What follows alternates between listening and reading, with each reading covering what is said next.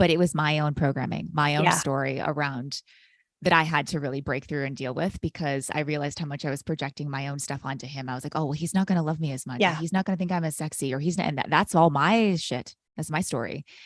Because that's how I developed with these implants. So I was like, oh, well, this is like part of who I am. Like, like Yeah. this is what he fell in love with. But also he fell in love with so much more, with my Yeah. soul, with my heart, with everything that I've created in the world and whatever. So, um, he was so supportive, but he also was in a place of like, I don't know what's happening to you. Like he was Yeah. so worried about me that he was just trying to hold space and be emotionally supportive in whatever way he could. And I'm like, Well, I'm men not, are fixers. Like they're naturally fixers. So when they see the woman that they love in struggle that they really can't fix or do anything about, like what a powerless that's it. moment for a man with his family.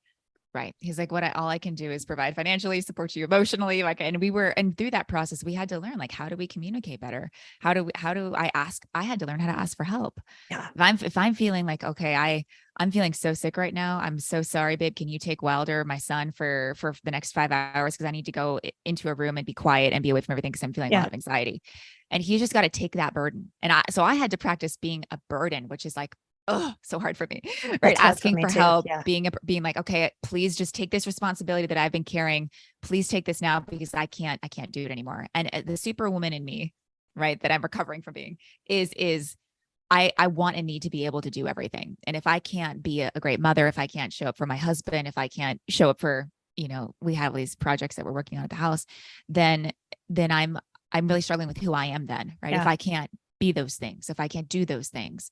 And so this whole process has forced me, humbled me so deeply. I mean, the biggest ego death I've ever experienced of who am I without any of this, without the ability to take care of my son, without the ability to like really put words together and write an Instagram post and not get, and my body is so weak and I can't even really do yoga. Like I'm doing the most basic stretches because that's all I can do right now. And when you're that depleted and you're that broken down, there's all that you have is all that you start to turn inward and you start to like really realize, okay, like who am I and who am I rebuilding myself to be? And when you're stripped of all those things, all the identities, you've got to, that's the hallelujah moment of like, there is so much more here that I haven't seen because it's been layered behind all these identities and personas and facades.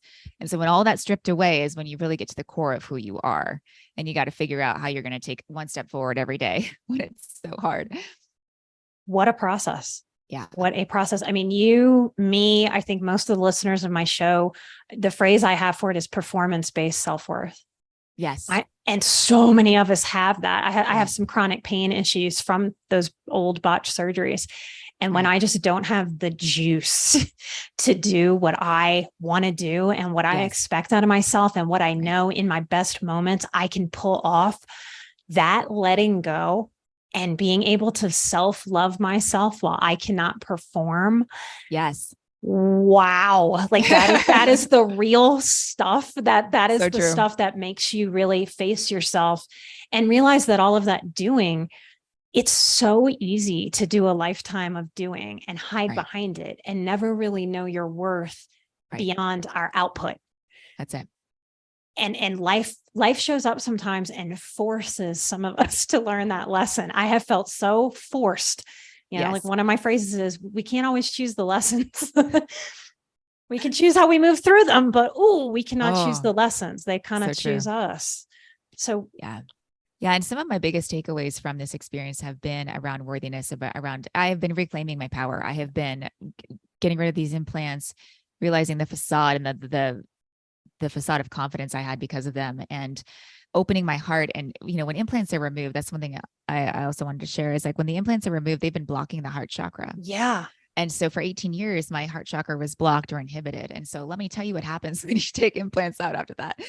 My gosh, the amount of emotion that I felt that had been stuck or stagnant in my heart area. I mean, weeks of crying and processing, deep grief, deep shame, anger, rage, like all the heavy, intense emotions.